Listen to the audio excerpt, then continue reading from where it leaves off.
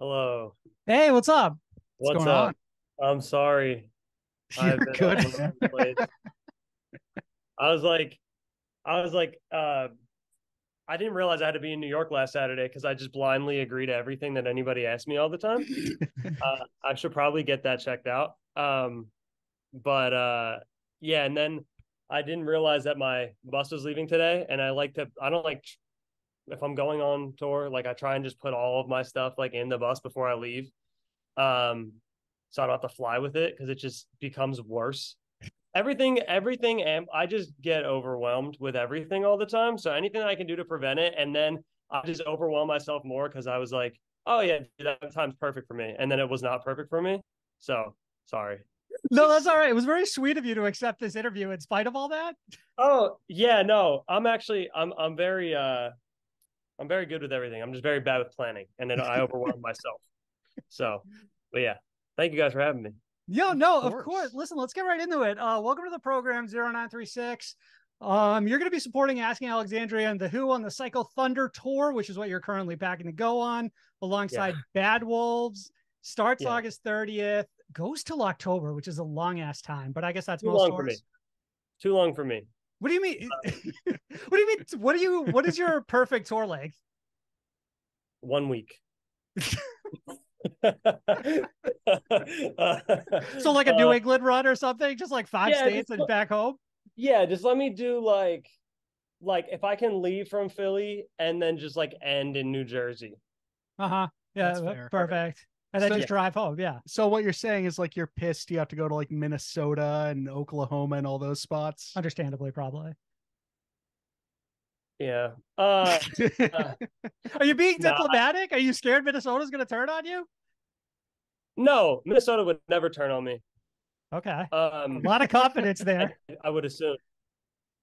No, I'm just kidding. No, I like touring. I think a month is good though. Like a full month is good. Mhm. Less off days. Like this amount of shows is good. I feel like there's like in the first week, it's only like 3 or 4 shows for the whole week. But I know like a lot of routing and shit like that you can't control. Um, but yeah, no, I like a month. A month is good. I just start to get sad. Like I start to want to be home with my cats and stuff. You know what I mean? Like that's kind of Ooh.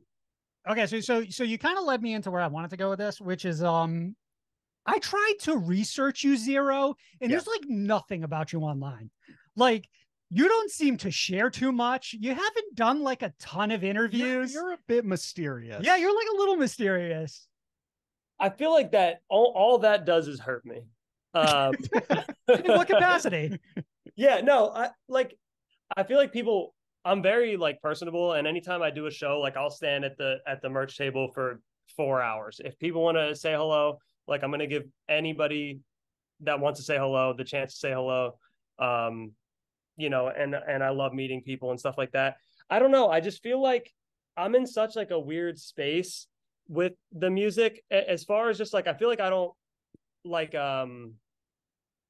fit into any sort of scene, so to speak. You know what I mean? Like I feel like I'm not really like in the metalcore scene. I'm not in a rap scene. I'm not in an active rock scene. I'm not in a metal scene. I'm not like I don't really kind of particularly fit in. So I feel like a lot of the more like niche um outlets where you would find these interviews with people, I don't really get asked to do them. It's not that I wouldn't. You know what I mean? Does that make sense?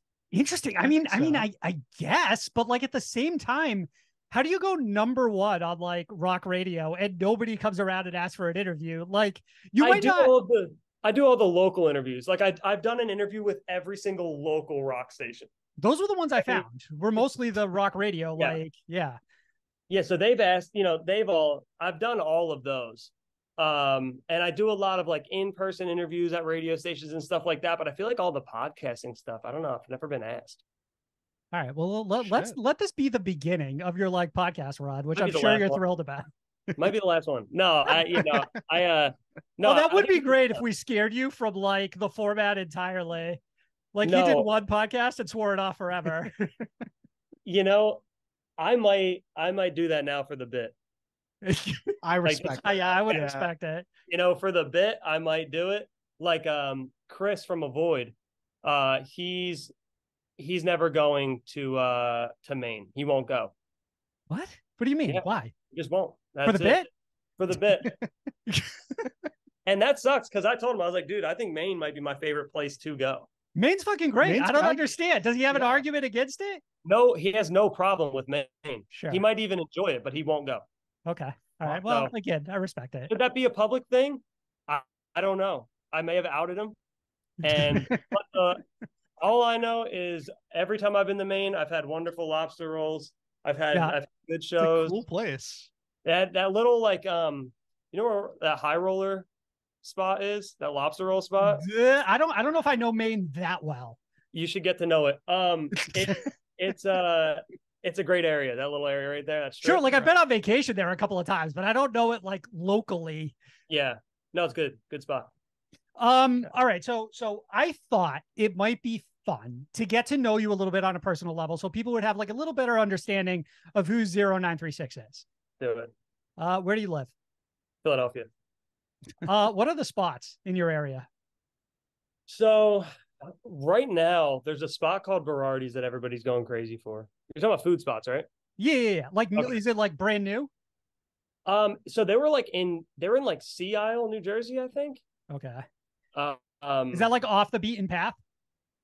It's a little weird, but so Angelo's Cheesesteaks is like the spot. Okay. I like this place called Stoli's, like in Northeast Philly. People don't really know about it. It's probably one of my favorite cheesesteaks. I'm a big fan of Steve's. It's all cheesesteaks. It's all. I was gonna say, is that your diet? Di Lorenzo's Pizza, in Yardley is incredible. And then I just try to eat Raising Cane's like 3 or 4 times a week. I've never had it, honestly. No, well then do you own the hat? No, that's what I was going to show the people in case they don't get to see it. So that's going on the tour. All right. All right, that's hot. So we got those on for this tour. We already can we get those on that for the tour website? I don't listen. I'm just gonna personally sell them from Cane's. Like I'm gonna eat a Caniac and then you can come buy them off me. I'm not gonna wash my hands. You just buy it immediately. So. I don't know how familiar you are with Heart Attack Man, but he used to have a mug from Waffle House till he got a cease and desist. Is there any fear there? They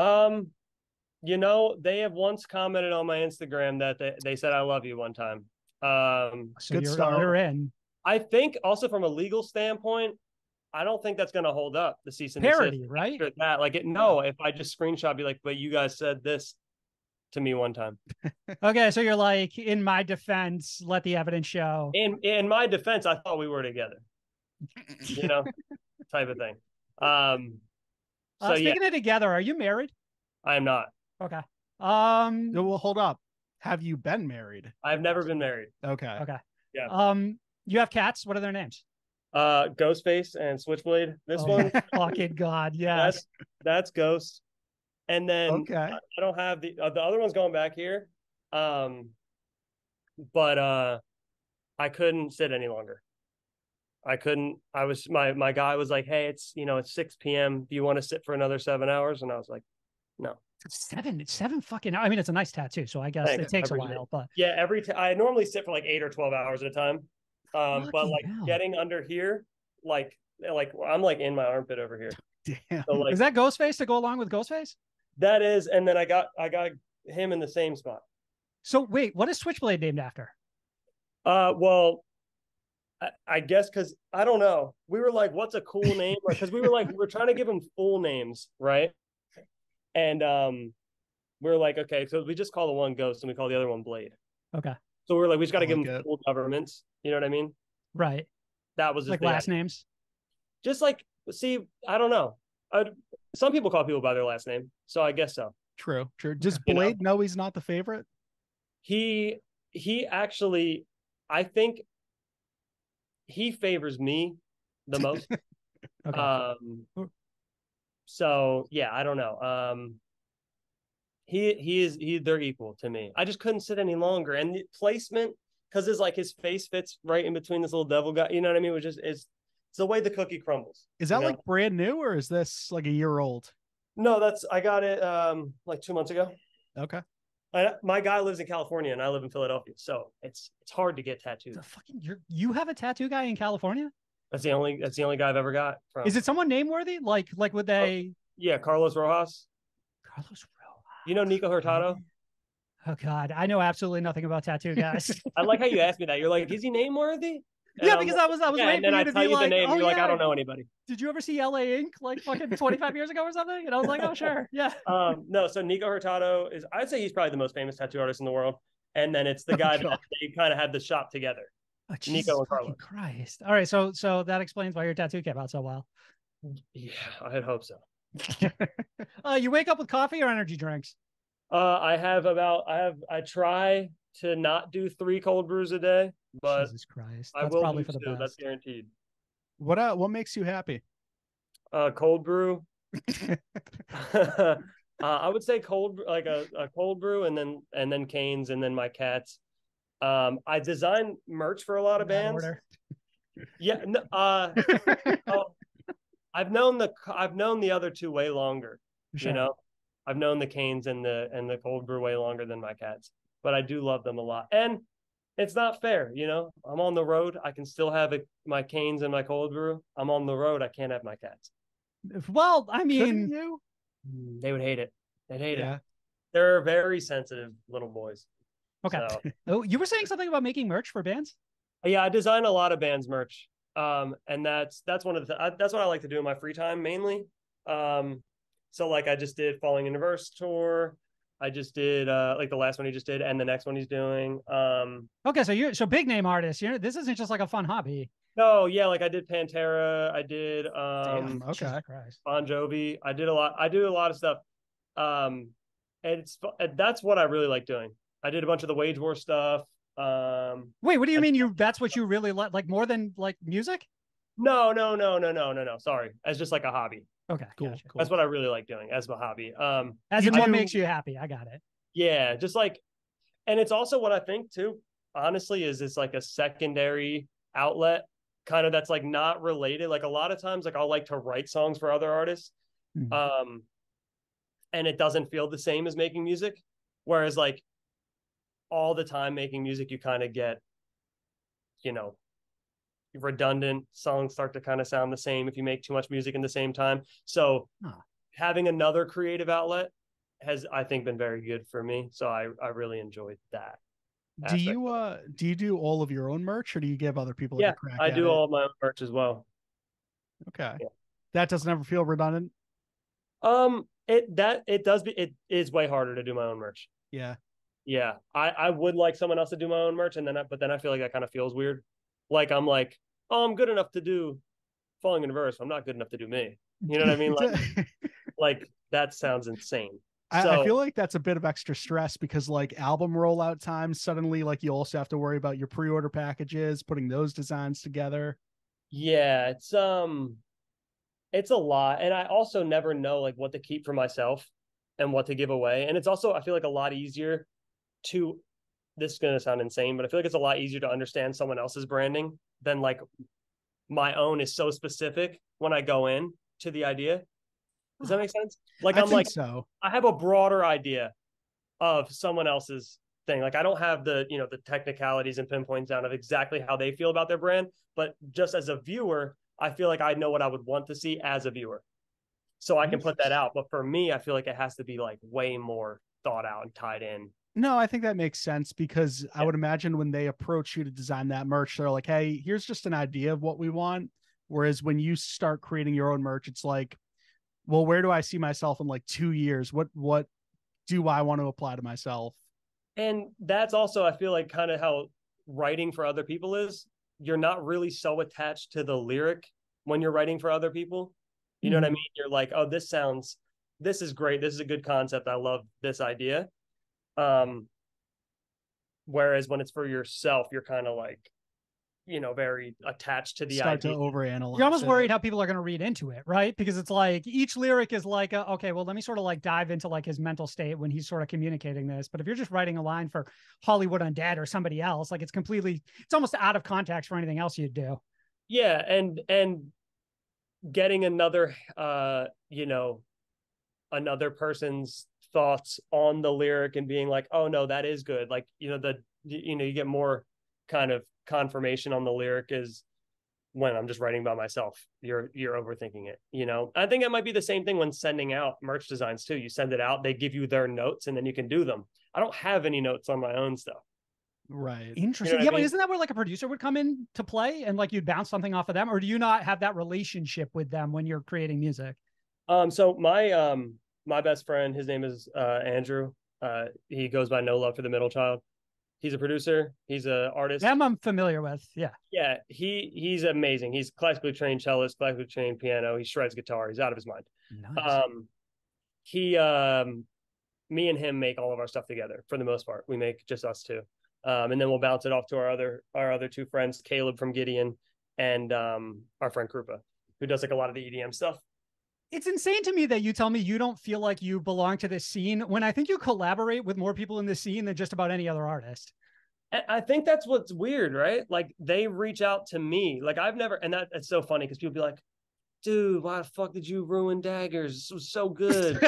Out here. And it's like, hey, you fucking think I did that? Like you think I was like I didn't contact them and be like, yo, give me a song about a fuck. We came as Romans ruined Daggers. I'm with you. Hold up. Are Yeah, you like, first of all, you ruined it first. You gave me a shitty song. No, I'm just kidding. are you still getting those comments like a year later? I think no, I think it was like a week, and then everybody was like, yo, stop fucking bitching, guys. Jesus Christ. It's like, yeah, and it's also the thing. Also, while I'm on this topic, sorry for jumping around. They were like, yeah, we were shooting the video, and they were like, oh, by the way, like, you know, it's crazy. You're the first person ever, like, this is the first explicit We Came as Roman song ever. And I was like, you guys have never cursed on a song ever? And they're like, no. And I was like, Yeah, someone right. told me that. So funny. Or It's crazy how many bands in the scene have that lore that like 10 years later they curse for the first time. It was me though. I did you so hold up? Did you do it intentionally? No, and I only cursed one time. I could have taken it out. Like it wasn't. I just did the verse. So wait, did you get shit for that specifically? No, but they just told me when I was hanging out with them. I was like, I didn't know you guys didn't ever say a curse word. Like I know like Fit for a King and like stuff like that. I don't really pay attention to that unless someone makes it blatantly obvious. Like NF is like whole thing is like I'm clean, you know, and it's like that's cool. But like I never knew. I know like a lot of metalcore bands and stuff are like that. But I had no clue. And then they told me that. I was like, damn, I wish that wasn't me. Have you collaborated with NF too? I wish. Oh, okay. All right. The way you sort of offhandedly mentioned him, I thought maybe I just completely missed it. No, you would know. Okay. Would know. Okay. All right.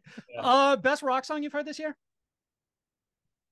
Let me look at my phone. Okay. I don't want to just say this year too. That's crazy because Bad Omens came out last year. Okay, so if it was last year, it would have been Bad Omens, is what you're telling us? If you would have said song, I would have just been like album and would have been like Bad Omens. Okay. I saw you tweet something in March where it was like you need to be put in like a mental state, like a like an institutionalized, right, you know, like Bad Omens or something. Yeah. Dude, I see. There was at that time that I tweeted that there were so many Bad Omens, like haters, like Mid Omens. It's like, bro, shut the fuck up. You're wrong. Like it's cool if you don't like it. If you're like, oh, it's fine to me. It's not bad. Just get the fuck out of here. Oh, Guilt by Throne is probably the best. Is that a rock song? Ooh, it's a metal song. Yeah, I mean, it falls within that space. I'm going to give it to you. Throne, hot up and coming band. Dude, I found them so long ago. Not so long ago, I'm lying. A decent amount of time ago. And nobody was on it. And then they put out that Guilt song and everybody was like, oh, this is the best thing I've ever heard in my life. And I was like, yeah. They started getting like recommended after everything I listened to on Spotify, which granted, I'm listening to similar stuff. Yeah, like great on them, right? Why can't that happen to me? Wait, it didn't happen to you? No. Why can't it be my music? Oh shit! Well, I feel like it's some sort of like promotional deal with Spotify or how you shit. I don't know how any of that works, but I assume you like pay to get your song played after an album or something. I think that's illegal.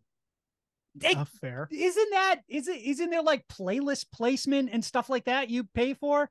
That'd be I'm not saying you specifically, but I mean like in general. If you pay for anything like that, that's payola, and I know that's super illegal. Interesting. And you're saying even in like the Spotify level, you think it's the same thing? Yeah, like you can't force anybody to listen to anything, and you can't pay to be in playlists.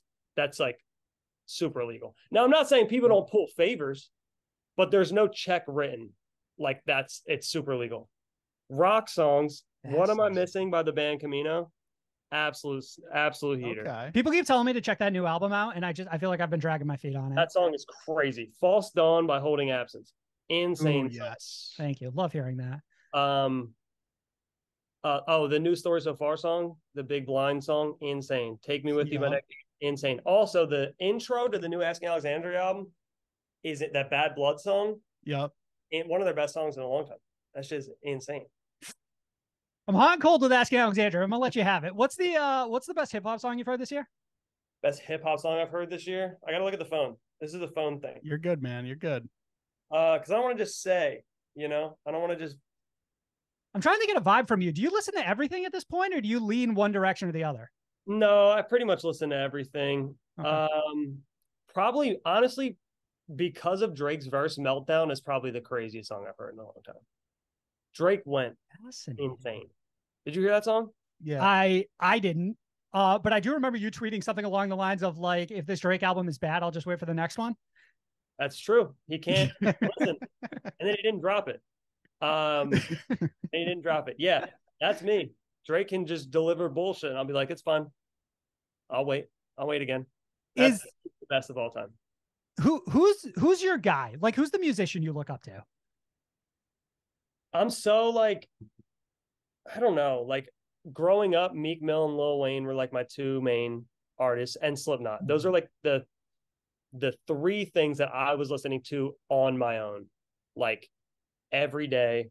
That was it. It was like the Carter 3, Flamers 1, which is one of Meek Mill's first mixtapes, and then Volume 3 by Slipknot. Those are like my albums. Well, and the first Slipknot album. I didn't really get into Iowa when I was a kid.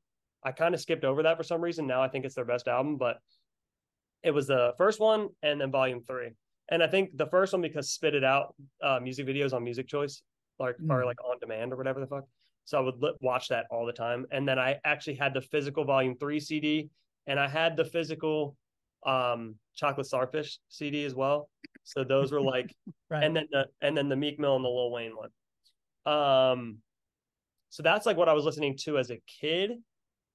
And then it's weird because like I feel like rap music I started getting way more into when I was like, I guess whenever like I was listening to mainly Meek Mill and Lil Wayne, and then I started getting into Drake around like whenever So Far Gone came out, whatever year that was. I'm looking now. Like 2009. So like 1 year later, I guess. You feel like a little bit of an anomaly because I feel like when I talk to most artists, whatever genre that they find themselves in, they tend to steer away from in terms of what they listen to. But it seems like you're listening to everything rock. Back when you were a hip hop artist, you were listening to everything hip hop. I mean, it still kind of sounds like you listen to both. Yeah. Do you ever worry that like it'll influence something you're doing in a way that like you almost wish you could just come in with like a completely clean slate? I don't know. I feel like anytime I go into the studio specifically, I'm like, we just focus on making sure the last song that we made doesn't sound like the one we're making. So that's like our whole goal every time. It's like, if we did something heavy last time, it can't be heavy this time. If we did something slow last time, it can't be slow again. Like if it started with a synth, it can't start with a synth this time. And that's just to like keep it interesting for yourself, or is it like a challenging thing? Both. I think I grew up also, I don't know how I left this out probably because I'm an idiot, but Hollywood Undead was like one of my biggest influences when I was a kid. Like when Hollywood Undead came out, like, have you seen the picture of me and Johnny Three Tears? I have, because it was in an interview where I think you mentioned that same thing, because you being able to collab with them was like a dream come true, and it happened during like the pandemic, if I understand correctly. Yeah. So I had ended up sending like some songs to their manager, and then their manager ended up being like, hey, can I send these songs to the guys? They would probably love to hear these. And the song was The End. And they were like, hey, can we just like put verses on this and put it on our album? And I was like, as much as that would be fucking sick, no, because it comes out Friday. And this is like Tuesday. So like, but you're saying it could have been theirs had it been like 6 months out or something like that? Had it not been like being released in 3 days, like I would have probably just gave it to them for their album. Yeah. Which would have done nuts. My biggest song. Yeah, exactly. But yeah, so then they were like, oh cool, we can just do a remix if that's cool with you. I was like, that'd be swell. So then they did the remix, and that was all like Zoom and stuff like that. And then we ended up, as soon as like kind of like the restrictions and people were like allowed to fly and meet up again and stuff like that, like we shot the video. And then yeah, I ended up writing a bunch of songs with them on their last album, which was really cool. But they're just like the best dudes ever. I don't know if you have ever had a chance to talk to those guys, but they're I've never had a chance, but that would be a fun interview. How did then the Scarlord version of that song come along? Dude, I don't know. Someone was like, yo, he likes it. I was like, you should get him on it. And he was like, yeah, sure. And then I don't know. I'm just like, also people are like, do you want to put out a third version? I was like, dude, I'll put out 12. I don't care. That feels like something that you specifically bring from the hip hop scene that doesn't really exist so much in the metal and rock scene. Like, you seem very big on collaborations. Yeah. And I feel like I came in with this project that way. Like I came in with the Theory song. I did a feature for Theory of a Dead Man, and then I did some stuff with like Grandson, and then I had Clever and Travis Barker, and then I had like Atreyu and Ice Nine Kills and Hollywood Undead and the Venus Romans thing, and I did the thing with the Warning. So I'm big on it. I think that's what's fun to me. In general, I just think collaboration is always fun. I see it more now though, even with like the last Motionless album. It's a lot more now, yes. Ryan, you know, but to the main point I was saying, Hollywood Undead, I feel like they could drop an EDM song or a rap song or a boom bap song or a rock song, metal song. It doesn't matter. Their fans are like, that's Hollywood Undead. Like, that's just what you know what I mean? Like, it doesn't matter. That's a good People point. are just into it because they're like, that is what was feeling authentic to them at the time. And they can drop any style of song. And to me, that's always kind of been the goal, was just not pigeonhole a sound. Or people be like, oh, this sounds like his other song. This sounds exactly like this other song. You know, it's interesting you say that, because another thing in one of your earlier interviews, you were talking about how you went back and you completely just wiped out all of your hip hop stuff so that there wouldn't be any confusion around like your direction as an artist. Do you feel like you could now, maybe not necessarily older material, but moving forward, reincorporate a certain style and not have it be weird? Yeah, I think, and we also kind of like we have heavier songs that we put out this year that were made 4 years ago. And we kind of gradually just like, we put kind of like the softer of the songs and like some kind of just like rockier things that weren't heavy, but were still rock. And we were kind of trying to play into this like crescendo kind of deal going on, as far as just like, this is still rap-ish. Like we have like Reset on the original project, One by One on the original project. And we have more of like the hip hop style songs, like Anyone But Me and things like that. And Left Alone, where it wasn't metal. None of it was metal. It was more like just bigger production and introducing like a wider sound and some guitar. I think it was a good idea. Because it kept around a lot of the people that were still there, and then kind of just gradually moved some people. And a lot of people obviously don't care anymore. And some people, stuck around. But yeah, just wiping out that kind of thing. And I feel more comfortable now just dropping a rap song and people being like, oh, that's still him, So I do think we played it in a pretty strategic way. I hope it came across as that, you never know. I see it now that you've said it out loud, that like going from that first EP to the next one, how things sort of grew or changed or like shifted, and like that ease of transition, I can kind of see it on paper now that you've explained it. How much material are you sitting on? You just said you dropped a song from 4 years ago. Yeah, and even Adrenaline was like, we dropped that in 2021. We made that in 2018. So you're telling me that you're sitting on a lot, or you just like to space like out your drops? 60 or 70 songs, Jesus probably. Fucking crap. When's the next album drop? I don't know. We just got out of our deal with Atlantic. You just did what? Sorry? We just got out of our deal with Atlantic, which is neither a good thing or a bad thing. I feel like just everybody, I don't know if you saw, there was like headlines and stuff. Wait, were you managed by Scooter Braun? Yeah. Yeah, me and Bieber were talking about it, and I was like, bro, right, sure. Want any longer. No, I don't know if you guys keep up on like that side of if you're more of just like the music side of stuff, or if you're more so in the alternative indie space, but you're saying a lot of people are leaving Atlantic Records right now? they fired like everybody. So like my radio girl, my product manager, like all these people. So like when our cycle ended, we were in like the middle of this, like rolling out this third EP, which is like the one that has like I'm Not Stuck in My Ways, The Fear, Break, like that, a Self-Destruct. That was supposed to be the third EP. And then we had an intro and an outro. And then we never got to roll it out because we were like mid-cycle. We had to redo our cycle. Everybody left and we were like, hey, can we just kind of not? And they were like, yeah, it's fine. So now we're out of our deal, and we're kind of trying to just figure out the best course of action to drop stuff. I'm perfectly fine being independent. I don't know if I want to be or not, but you know. Okay, so then so a few questions. Is that EP tabled indefinitely and you're moving on to something different? Yeah, which sucks because I really love those 5 songs. Those are probably 5 of my favorite songs we've ever put out.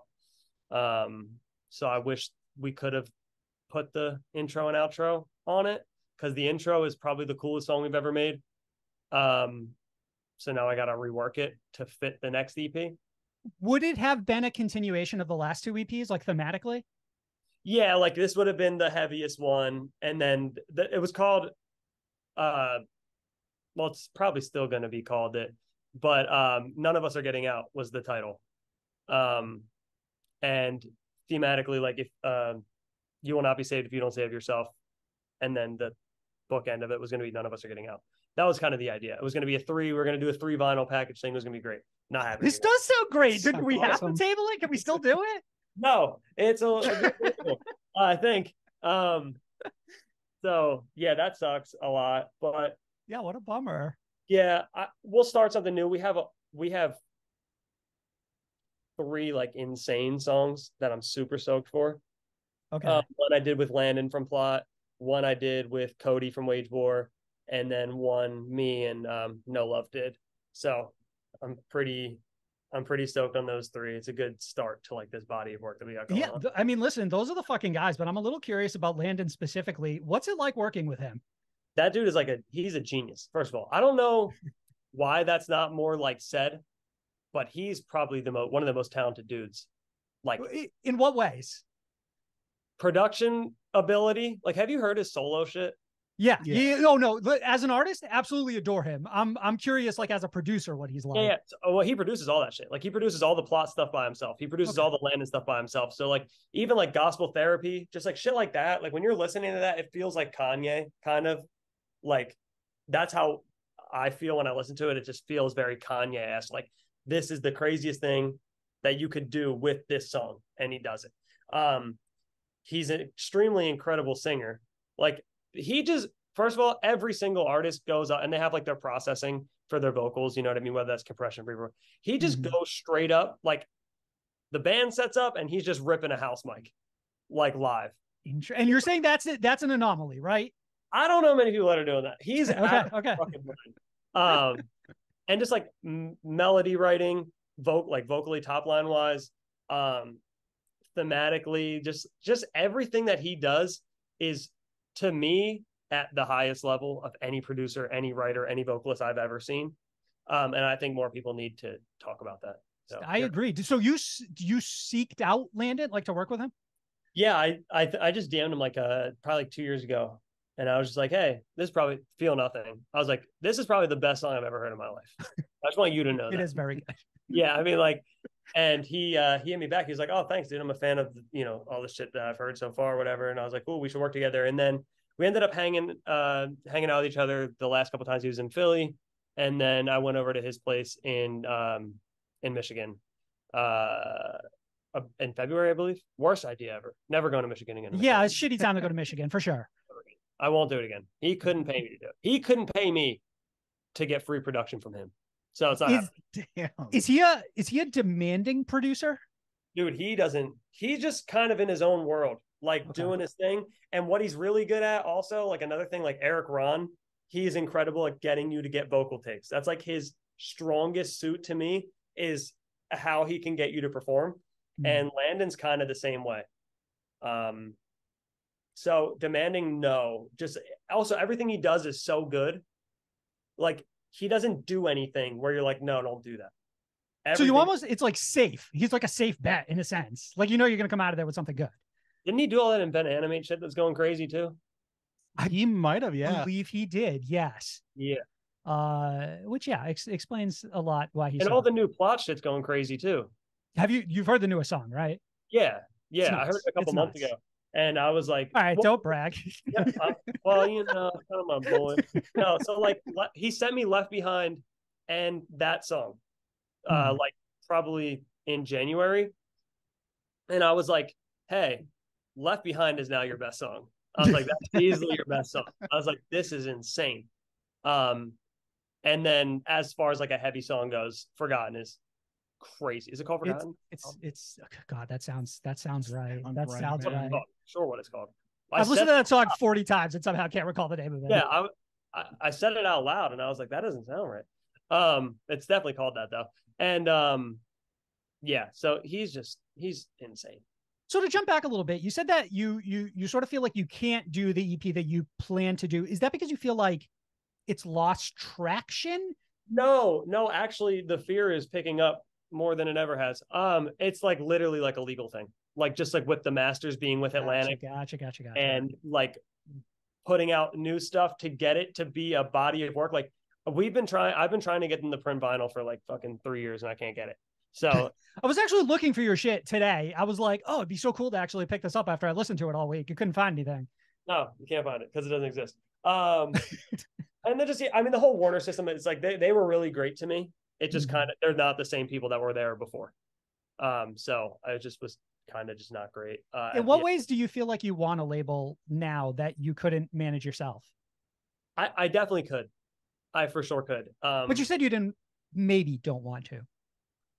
If the right partner comes along and it sounds intriguing enough to me where it's not like, I don't want to be pit up against another metal band, like if I'm with a label and they get an offer to put a new song in a soundtrack, are you going to give it to me or are you going to give it to the bigger guy on the label? And you're obviously going to give it to the bigger guy on the label. So I'd rather either go with a company that doesn't have another artist that sounds like me, to where any opportunities that come in, they could put me forth, or I could go seek out these things with myself, with my man, because I have a management company that I work with. So as far as a label side goes, I don't know. But if there is a partner that comes in that's not a conventional rock or metal label, that would probably be my most like desired thing. What's your dream franchise to be on a soundtrack for? Probably Madden. Not Scream, huh? No. Probably Madden. Probably Madden would be great. You'd fit right in, to be honest. Wait, movie franchise or I'll take Madden. I meant anything in general. Yeah. Yeah, no. Madden or any UFC related thing at all would be great. And okay. All I really want at the end of the day is just to be like part of like the Eagles thing. Anything with the Eagles, anything at all. Like entrance song would be great. Honestly, I think you'd work out for her like pretty well. Who are you competing against? Who's like the biggest artist out of Philadelphia? I don't think there's any. Like, there's none, honestly. Like, is there any like metal stuff? Well, I mean, not metal in general, but like who's like, come on, Philly's got to have like big artists. Yeah. Uzi. Okay, all right. But anything that would be like in contention, I don't know if there's any. Like August Burns Red is like Scranton. I know Motionless is Scranton. Yeah. August Burns Red also Scranton or something like that. I think around there. Something like that. And then, but like as far as Philly goes, there's nothing heavy, I don't think. Does Philly fuck with Scranton like that? Or did like The Office screw a lot of that shit up? I think we're worried about the Strangler for sure. Right. Close by, never getting a result. Another good cat name. The Strangler? Yeah. It should be hard. Yeah. I couldn't do a third one. I love these two, but first of all, they're really expensive. Like not like physically. How so? How are cats expensive? Dude, litter. They both shit like their life's dependent on. Like if they got paid to shit, they would be able to cover the mortgage. How much are you getting paid for this next tour? Because clearly it's not enough if litter is like putting you in default. Not enough. Cat food. I'll talk to Danny Warstop. No worries. Soft cat food. I feed them twice a day. It's $4 a day for the two of them, right? And then we got the hard cat food. That's just like $38 a week. And we got the litter. It's like $40 a week. Their vet bills. Every time I take them to the vet, and they have to see a specialty doctor every time I take them. Because no one knows Jesus anything. Christ. They're expensive, bro. What are you going to cut back on? What do you do for fun? I like to play tennis. I like to play basketball. Cheap. Madden. Madden is great. These are affordable hobbies. Mario Kart. Designing affordable. clothes. I also will like one of my main things I'll do is if there's like food that's like 2.5 or 3 hours away, I'll go drive there. Like you got to try the local shit kind of beat. Yeah, like if someone's like, yo, this is 2 hours away and it's crazy, I'm going. I feel like I'm not going to give you that much credit on that when you tour for a living. But it's not the same because I can't really go. Like I don't have my own accord. Like I'm not on my own accord when I'm touring. Like so, like you pull up to the venue. Like on an off day, I could find like a place that's good, and then we're parked near it, and then I got to Uber and Uber back. It's not the same. So you're saying in your free time you like to drive far away to restaurants? Yeah, kind of. Yeah, what was the last trip then? What was the restaurant? I went to this place called Parm.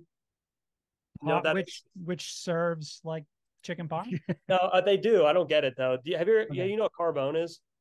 It sounds familiar. God, I want to say I do, like, but I'm not positive. So that's like it's an Italian restaurant. It's in New York. They have like a dress code and shit though. Parm is like the sister to Carbone, so they have like a limited Carbone menu. So you're spending all your money on food, is what you're saying? A lot of it, yeah. That specific place is at a place called Woodbury Commons. You ever heard of it? Definitely not. It's like one of the I've never left Connecticut. Is it nice out there? ever. No, I'm kidding.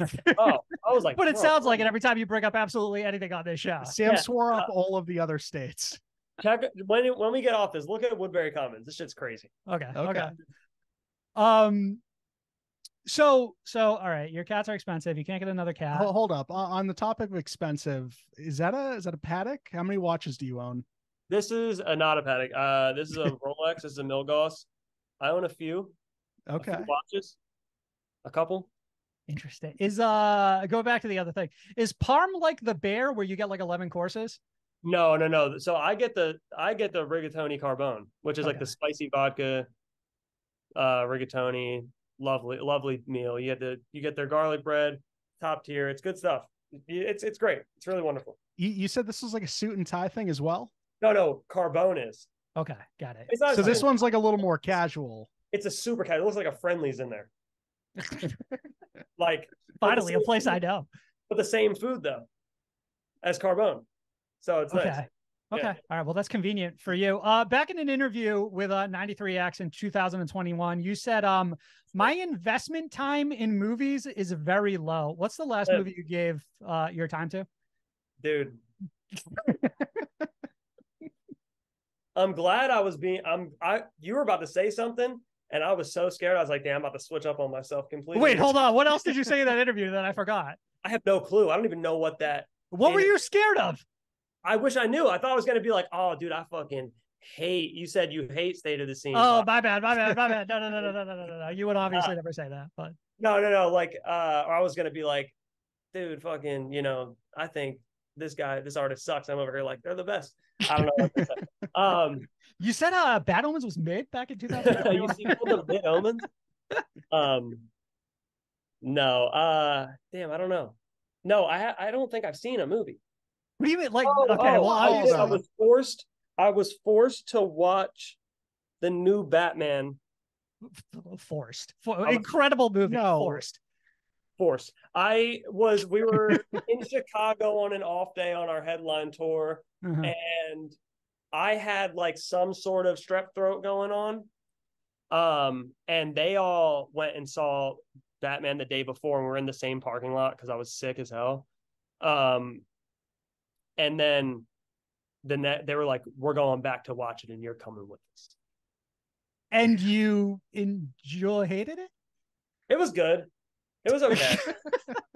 I like The Dark Knight so much. Like, that's my thing. I feel like I've already seen all the movies that I like enough. Like, I love The Dark Knight. I don't think it's going to get any better than The Dark Knight.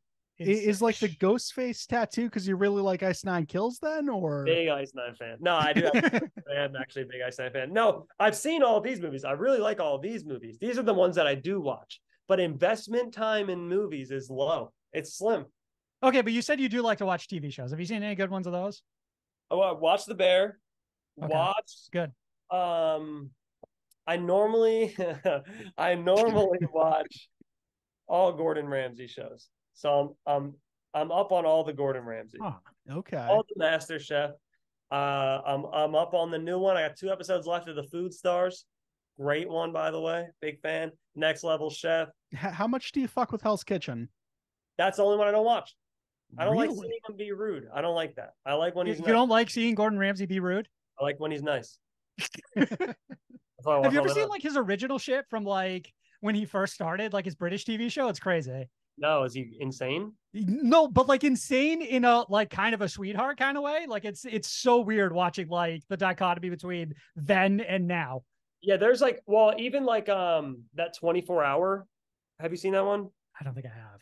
Is that Oh, what, is is that that when he like where- flips a restaurant and like fixes it?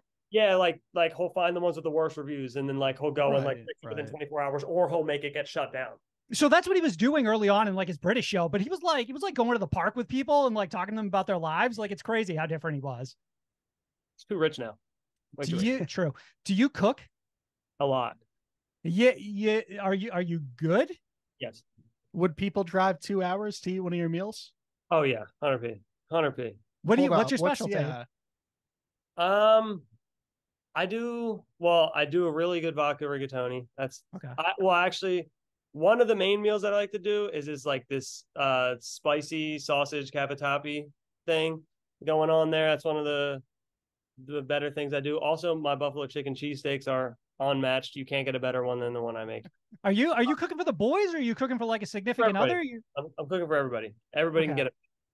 get it. Very sweet of you. Yeah, no, seriously. I spend my money on pans. Everybody can get that. Everybody can get this meal. Are you fucking miserable on the road eating like whatever they're giving you in the green room? No, I love fast food. All right, so you got a lot of rage, is what you're saying. I love Canes, food, bro. dude. Right. Yeah, Canes. I try not to eat that on a show day. Like after a set, if I have more than one show in a row, I try not to go fast food just because like it's not great.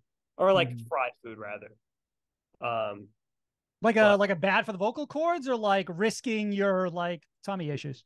No. Just like acid reflux. I feel like it gotta be bad for both course. Extra mucus can't be good. Just like stuff like that. So I Okay. try and be Okay. a little conscious. And then if I'm not being conscious, I try and at least drink like a gallon of water in between, that type of meal. In another old interview, you said that you hated your band name. Do you still feel that way a couple of years later? Actually, right before you answer that, used to go by 0, now 0936. What is the origin of both before you get into whether you hate it or not? Okay, fair.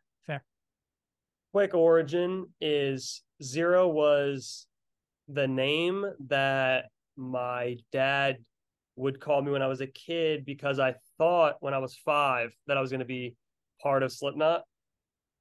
Like I was like, Shut up. You were going to come in like the OG number? Yeah, and then I didn't realize that Sid was 0 because I was 5. Like I didn't have access to this information. So my dad was like, "You got to pick a number." You know what I mean? You got to pick a number, and like kind of just played along with it when I was a kid. Well, that's kind of sweet, but also you really dropped the ball because Slipknot has had a lot of opportunities to like introduce new members. You know what I didn't do? Learn to play an instrument. So Okay, well, I don't that'll know do it. what I thought. I can't scream like that. So you need like, I can Corey scream, and to I like that. leave in order to join Slipknot. I also need to learn. Well, you know how to sing though, so like you could like. Yeah, but he. I mean, if we do an I Prevail thing, I can pick up the hooks. That would be fun. fun. You give me another screamer. You'd be like Linkin Park if you rap too. I'd love to. Yeah, I just I gotta. We could figure something out. That's all I'm saying. Where'd the 936 come from? That's the time I was born, and the thing that I was trying to do like like Quinn 92, how he has the XCII. Yes. Uh-huh. You know Quinn? Oh man, we gotta get you on. We gotta get you on the Quinn. We gotta get you on. I've been such a fucking disappointment this episode. Let's keep moving. Yeah, we could have done without you this episode. But so Quinn 92, they have Charlie XCX. I really like the Roman numeral thing, and then I was like, what's like a Roman numeral to me that means something? And all of it was like 72 characters. Too many, It was gotcha. like, Yeah. It was like XVI, VI, CI, CI, CIV. I was like, that ain't gonna work. No one's Right. gonna. Ice Nine Kills literally stole the nine, so you had to keep building. So I had to go up. Mhm. And I just had a thought that Blink 182 did like Roman numerals and how fucking crazy that would have been. it would have been awful. Yeah, No exactly. one would have been rocking with the band. And yeah, so then I was like, oh, let's do the time thing. Now here was when I asked everybody, when I asked Atlantic, I asked my management, I was like, what about this? Everybody was like, that's fucking sick. Let's do it. I love that. Then as it became time, also sorry if I'm like lisping, I have my Invisalign in. If once it I became didn't know. time, You're good. okay. I didn't think I was, but I was like, let me preface this. As it became time and like I started telling people and people were like, oh, what's the band name? And I would tell it. I was like, oh, you got to spell the first half and then the second half's numbers and it's all numbers, but it's spelled and then it's not spelled. That was what I think I was originally saying. Was it's too much? You're saying you have to think too hard about it, and that's why you don't like it? I think I just think once again, if it gets to a point where it's Blink 182, and that's just people know that people aren't thinking twice before they say Blink 182, Sure. then it'll be fine. But yeah, I don't know. You're on your way. You're not terribly far away. I mean, you're not as popular as Blink I was 182. thinking about playing a 20,000 cap room, but then I was like, nah. Sure. Totally understandable. Yeah, I was like, should I do it? And then I was like, let me not. It'd be great if Matt Skiba joined your band. That would be a real way to like put it in their face. If he wants to, I don't care. I'm open to anything, honestly. The invitation's out there for anyone. I don't like this lack of self-confidence from someone who went number one. Like, aren't you famous? I just like having a good time. Okay, fair. As long as I'm in a good mood, I don't really care. Is it behind you somewhere? Your fucking gold record? It's about to be gold. But no, it's in my front room. It's in my front living room. I'd like to see Blink 182 get one of those. I'm in my den right now.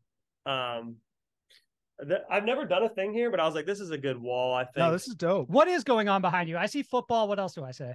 You got Jason Kelsey, you got Brian Dawkins, you got Simon McGregor thing. This is a poster from the movie when it came out, and then like that's you're so fake, man. You don't like Batman, but you fuck with Joker the movie. I do love the Joker movie. That's not that's not that's not the same thing. Just you're switching. That's what you're doing right now. I think I'm playing to my audience. No, I'm just kidding. I love the Joker movie. I love Scary Movie, the movie. Crazy you can name the movies you like on one hand. It's insane. Movies I love. Oh, Deja Vu with Denzel Washington. Shit fucking rocks. I love that movie. It's a good movie. I'm glad you've watched 3 movies in 20 years. It's been a journey, but I think I've seen it all. I think I've seen what I need to see. Did you create the recent artwork for the last 2 singles? I like sketch them poorly and then I give them to my guy who does 4D shit. Okay, so that being said, is there like a concept behind them that you're trying to get across? Like the skull being like crushed and then like hung on chains? Yeah, so if you look through like if you look at the first EP, it's like if you can find all the single arts, I think they're still on there. The first one was just like on a blue background, introduction style portrait shot of the character. And then it kind of evolves to him running. And then Left Alone single was like quicksand. And then he gets caught and put in his guillotine. And then the whole shit blows up. If you don't save yourself EP, he's laying on the ground. The whole thing's fucked up. Are you the character? What? Are you the character, or did you like conceptually come up with something to write through? No, I think it's more of like just like thematics to how it sounds. Like that's how I feel like what everything was going, like direction wise. And then let me look at these last single cover. Sorry, I didn't mean to derail you there. I didn't realize like listening to the EPs that maybe there was like a storyline like conceptually there that I didn't pick up on. No, yeah. So then yeah, we were back to to the new ones. So it was like I'm not, where it was like finally like a new thing, and then it's up close of like where the character state is at, and then the hands in chains, and then the hands holding the head with the chains and the spike through it, and then the new one where they seem like they got it displayed. Yeah, but what's the symbolism for that? Like, is it meant to like, you're just saying that it's sort of like meant to capture a theme, but it's not like, is it meant to communicate like a thought? Like, I think that the overall theme is just kind of going through it, like is restarting, and because it was a restarting thing, which is where it initially started, and just going through it, figuring it out, and I think it kind of just evolved to that. It's not as deep as like this is a storyboard, but it's more so like where is it at now type of thing. But yeah, we had the next album. I'll show you the next thing we'll cover too. It's pretty cool. This is the next single artwork you said? Supposed to be. I don't even know if this is the song we did with. This is the one I did with Landon. So it was like this is like the next one.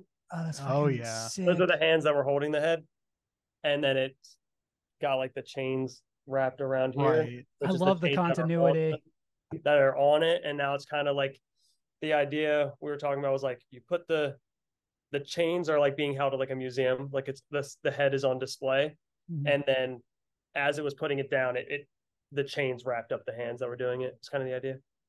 So, are you still going through it? Bro, I've never really been going through. I'm pretty much vibing for the most part. I'm kind of just always chilling.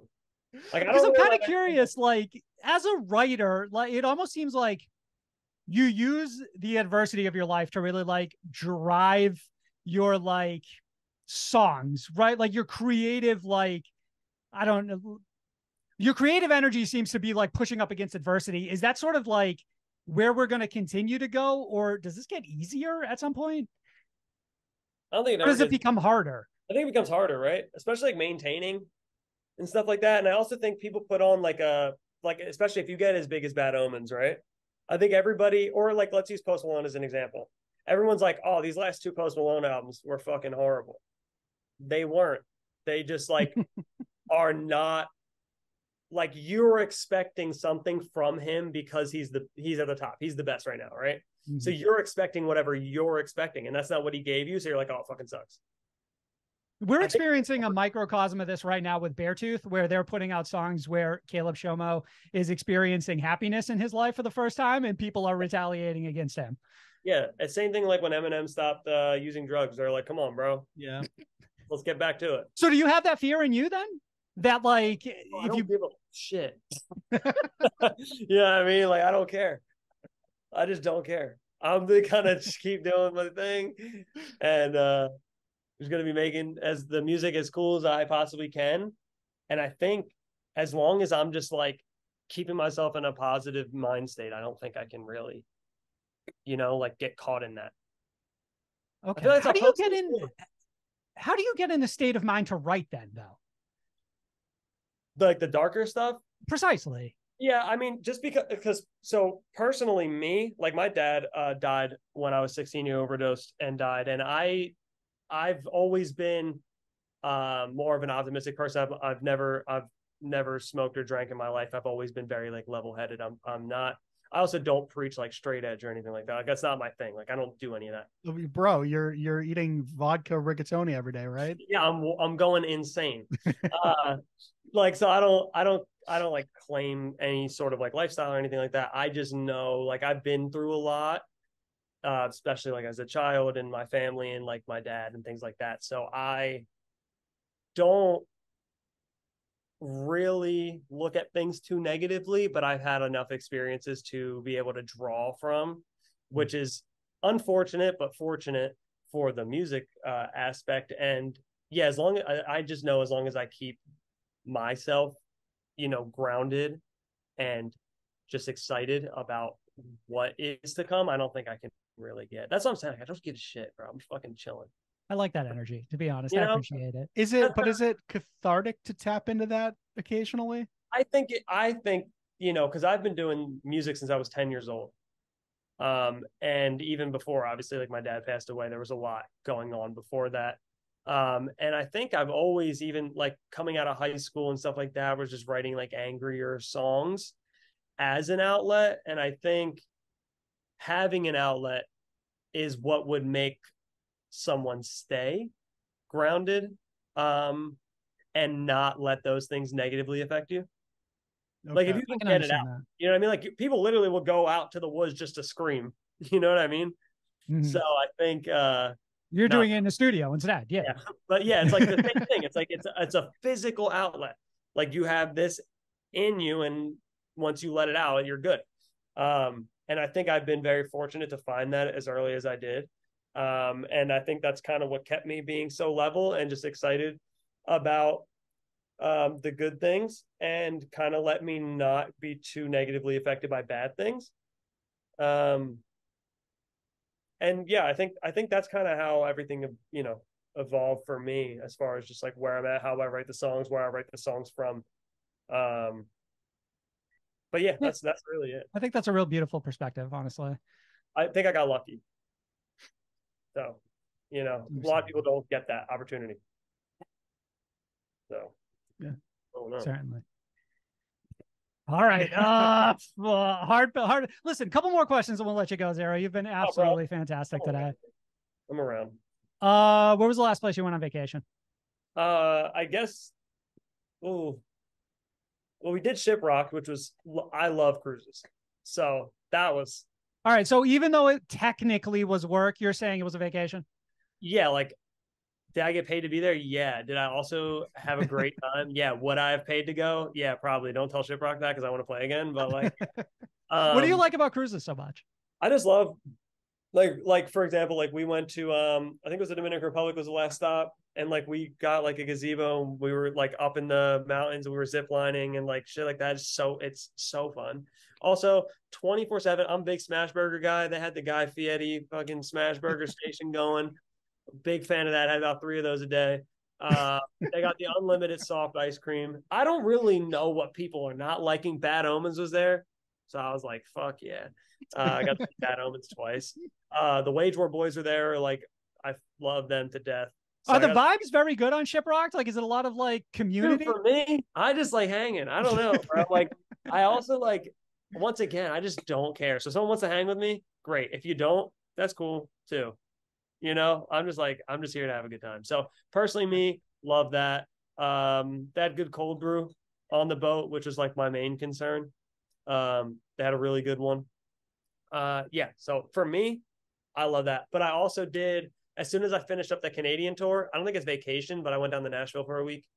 Um, and I wrote with like his producer Andrew Bayless, one of his buddies Evan McKeer. I worked with Cody 3 days more. Kellen Strictly work vacations. Yeah, dude. Do you guys Yeah, go out for drinks after? Well, I mean, you said you don't drink. drink. Do you go out for Nashville hot chicken when you're finished? Yeah, I did. I went to Princeton with the Hattie B's, went to a couple other spots that are down there. A place called Hawkers that I really enjoy. It's like a Korean fusion spot. Um, and then we were all hanging at Maddie from Memphis's house at one night, playing some games and riding like his like fucking, what are those things called? I'm losing the. ATVs? It's like an ATV, but it's like a car. It's like more like a Polaris type thing. It's like I can visualize it, but I don't know that I know the name of it. yeah, I forget, but he has one of those. Fucking sick. So yeah, we're all hanging out down there. It's weird, man. It's weird how like 5 bands from that scene just sort of like coalesced all in Nashville. Is there something about it where like you didn't want to leave? Yeah, I'm moving there for sure. Like, Are you legitimately, joining or- Hillians? What's that? Are you joining Hillians? Yes, absolutely. I'm moving. I'm moving down there. Brandon from Atreyu just moved there. Oh, damn. Yeah, I'm definitely going to move down there. It's cheaper than where I live. Philly's really expensive. Like Are you really. now? Are you just waiting for them to get like a good cheese steak spot, or Yeah, they got no good rolls. That's for number one. Have you ever had parlor donuts? no? Bro, that shit is crazy. I got a whole list of stuff I have to try when we're done with this episode. Bro, hit me up. Hit me up if you need to know. I'll throw you. You never had Dave's Hot Chicken, have you? No, I haven't had that either. Is there a Dave's Hot Chicken near you? I don't think there is, but I'll Just check. built one, or they're building one. I'm telling you, bro. I'm telling you. Hold on. Be patient right now while you look this up because I am excited to find out if there actually is one. Yeah, in New Haven. Oh no, it's Oh, Haven shit. Hot Chicken. Fuck me. Hold on, wait. Oh, but they are coming to New Haven and Fairfield. Okay, not terribly far away from me. It's worth a drive. Okay. Trust. All right. From the guy who drives 3 hours for food. I drive there. It's hour 45. Ever had Magnolia Bakery? Bro, Banana I don't you're fucking exposing us. this to me up until a minute ago. Yeah, this is kind of sad. Okay. I don't even, dude. Anyway, go ahead. Next question. I'm gonna keep fucking. Do you have less respect for us now than when this interview started? He never had respect for us. Yeah, I was just saying, it was very minimal to begin with. Yeah, exactly. That checks out. Yeah. There's a reason he doesn't do podcast interviews. Marcus, you have one last question up there I want you to ask. What was the last physical CD you purchased? Or vinyl. Or vinyl. Last vinyl I purchased. It just came in the mail. What the fuck? Like, do you collect? I buy the shit that I really like. Like if I see it and it's available, I'll buy it. I bought like the Wage War stripped one. Oh, I bought the plot one. That didn't come yet. Dispose? Yeah. I grabbed one of those too. That looked nice. What'd you get today? You don't know what you got today? I bought the Russ one. It was like $12. I bought that. Russ the singer, right? The rappers. Yeah. I bought his. It was $12. Something else just came though not too long ago. Oh, Nothing Nowheres. I bought his too. Oh, I literally picked it up today. Beautiful. Yeah, I bought that. I bought that when it dropped because it was pre-order, so that I didn't get here yet. No. I think Marcus was just saying he got his the other day. I got mine the other day. Maybe mine came the other day. Is that an artist you want to collab with? Yeah, we're friendly. You know, we're like we talk here and there. Just more of like a matter of time thing. Yeah, I think with the right song, if I have the right song for him, because I don't know, he's also a very versatile artist. You know, he has like a lot of this kind of the same shit that I will do, like, you know, sad song, upbeat song, like, you know, that kind of thing. And I don't know where to get him best. But I definitely would love to. I'd love to tour with him. He's awesome. He's great. Yeah, we just saw him in London in last December was the last time I saw him. But he crushes over there. He crushes in the UK. He goes crazy. That's it. It's interesting that artists that seem to like find a foothold in like certain international territories for like just whatever reason. Yeah, he's crushing though. Like, so good for him. He rocks though. That is good to hear. Good so you're going to actually be sporting Asking Alexandria and The Who on the Cycle Thunder tour alongside Bad Wolves. Starts in just a couple days from when we're recording, but it goes through to early October. Zero, again, you've been great. Before we let you go, is there anything else you want to promote? Oh man, I wish I had something. You got a new song coming out someday. I'm gonna do the first time ever. I'm going to be actually doing a full collection, like of merch. I've never done it before. I've never dropped online merch. I've only ever done. I used to do these things. It became too much for me. Like, I was doing like I would drop 2 shirts at a time, 100 of each, and they were $9.36, and they would sell out immediately. That's cool. And then I had to package all 200 of them, and it is a nightmare, bro. Yeah, that like might not sound that bad. When you get to 40 packages, you're like, this is the worst thing I've ever done in my life. So I ended up buying like a printer and getting a subscription to a thing. It was a whole thing that I could get it done, and it's awful. So I'm not fulfilling orders anymore. I was fulfilling orders, not doing anymore. After that, though, I was like, what would be fun is to just do 10. So I did 10 shirts, and sold out in like I don't know, like 1 second. Yeah, in like a fucking split second. What do you mean 10 shirts? And I did that myself. That was cool. And I just like I signed all the tags and numbered them, like the shirt tag or Comfort Colors tags, or like the bigger ones. Oh, like a certificate of authenticity. Yeah, I just like signed it 1 through 10. So I've seen all 10 of them in person too, like on someone at a show. Which is I would hope those are people that come to shows. Yeah. Yes. Yeah, so that's cool. And yes, I did that. That was fun. But now I'm actually doing like a full collection, and I've never done before an actual collection. Let me see if I can find it. I'll show you because I don't really care. What's your timetable on when it could be out? I'm working for definitely this year, 100%. Okay, got it. What is this? And none of this is about to be available on tour, correct? No. Oh. Why can I not find it though? Like I'm so organized. I'm more organized on my computer though. We find out live he lost all his designs. See. Oh, boy, there would be no merch drop coming. I'll tell you that one. Shit. Well, I found one photo. I normally don't save it on my phone because it becomes so much, like, to keep track of. But I have this. So can't show you this falling universe stuff. So like I'm doing these sweatpants. So that's like shut the fuck up. Like, these are dope.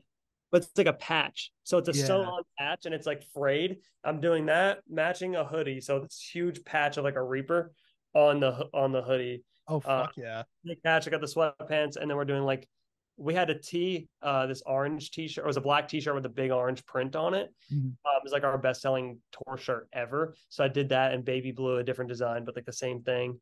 Another t-shirt, and have you been to the Bring Me the Horizon Fall Out Boy tour?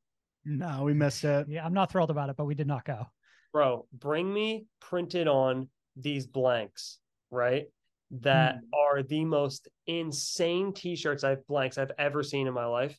And like I spend all of my money on clothes. So like I'm telling you right now, like these are some of the best blanks I've ever seen. They're like comfort colors. If they were like 2 ounce heavier, they have like this thick, like kind of collar that coat. It's insane. Anyway, I'm printing on those for one of the shirts in the drop. Right. So just like insanely high quality is what you're saying. Yeah, we're trying to keep the price point decent too, because I want everybody to buy everything. So I think will it's it like be limited? Pieces. I don't think we're going to do a super limited. I've never also sent out an email blast in my life, and we have so many emails. Like we have thousands of emails, and I just found this out because Warner had it, and then they're like, "By the way, here's your emails," and I was like, "What the fuck?" So we're gonna actually see. We're gonna see what we're gonna see. I'm excited though. Yeah, no, because I would exciting. love to design the merch and put more merch out. As long as stuff like that goes, and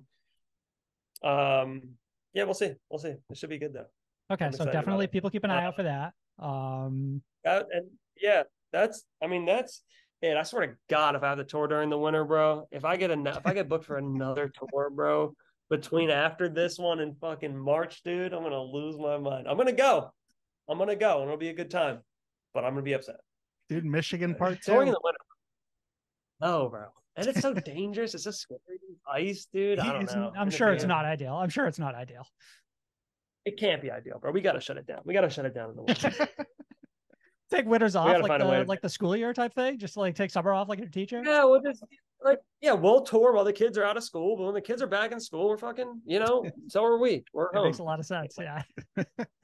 That's my vibe. That's my idea. Zero, thank you a lot for coming on today. I appreciate you. No, thanks for having me.